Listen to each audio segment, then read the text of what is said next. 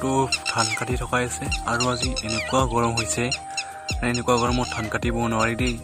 আৰু মোৰ অৱস্থা চাওকচোন কেনেকুৱা হৈছে, মানে ঘামি জামি অৱস্থা নোহোৱা হৈ গৈছে। আম কাটিছে আৰু খাবলৈ দিলে, গৰমত খাই দিওঁ, কি হয় দেখা যাব।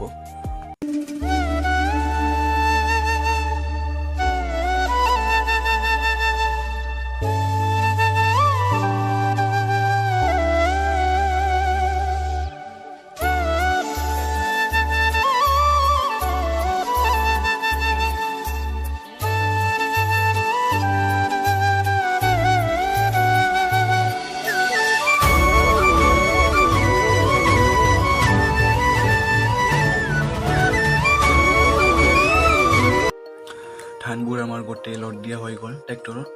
এতিয়া ঘৰলৈ গৈ আছোঁ আৰু ঘৰ আহি পালোঁ আৰু ধানবোৰ গোটেই নোহোৱা হ'ল। আজিলৈ বাই।